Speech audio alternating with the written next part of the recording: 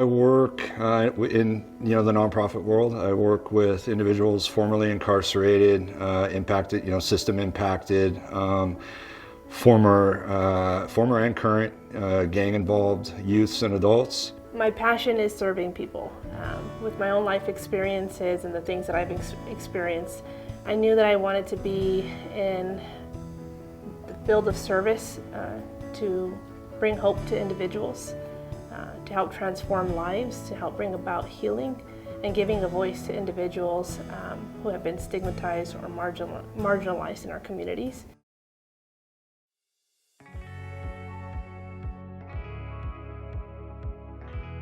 Leading departments that are leading hundreds of people that are caring for thousands of people, there's a lot of responsibility that goes into that, and getting kind of everybody to see the vision and to some personalities, personal things at home. All these things we bring to work with us every day.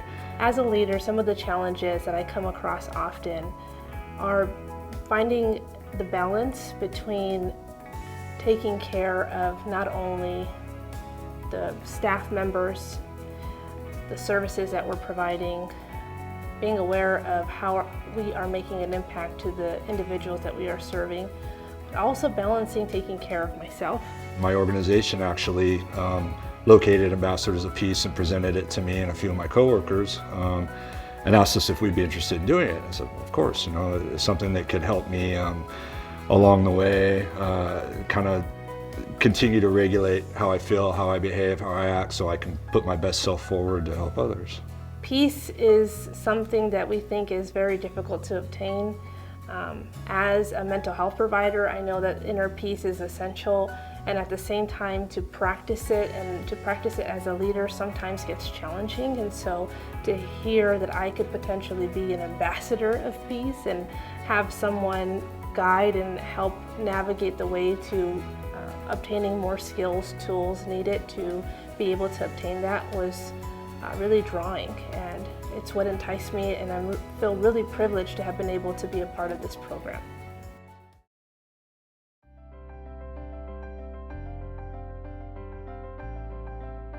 And as someone who has suffered from like acute panic attacks in the past and PTSD, before I even knew these practices, I did know that in the middle of an acute panic attack, the only thing that you can really do, non-medically for yourself is to regulate your breathing and to really adjust how you're breathing, because and as I found out later in the program as we went, that, our emotions all have a breath that go with them, a breath pattern. And if we can regulate that breath, we can, perchance regulate the emotions. So it's been super helpful.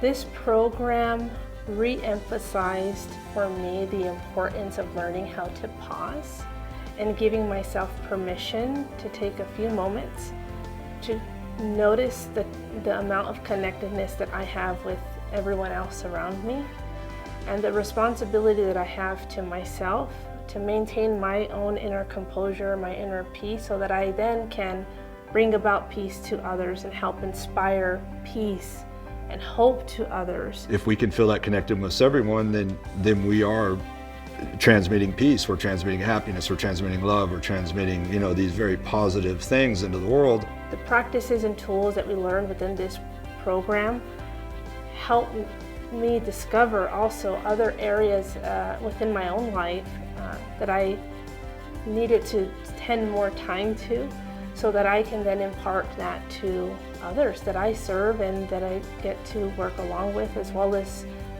to others that I get to enjoy life with.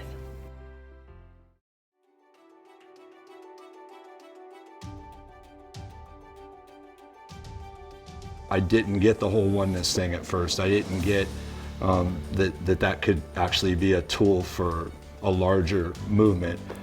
So when I finally came to start understanding that and incorporating the breathing and meditation, I felt like I had really hit the jackpot with this. Yeah.